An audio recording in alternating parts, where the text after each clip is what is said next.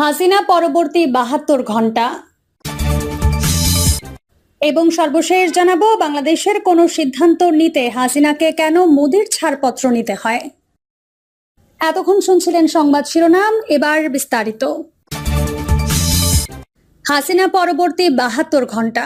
শেখ হাসিনার পতনের পরবর্তী ৩ দিন যা হবে এবং অন্তর্বর্তীকালীন সরকারকে যা করতে হবে। আইন শৃঙ্খলা বাহিনীর শীর্ষ পদে অধিষ্ঠিত ব্যক্তিরা দেশ ছেড়ে পালাবে। হাসিনার অবৈধ সুবিধা ভোগকারী কর্মকর্তাদের অনেকেই গা ঢাকা দেবে।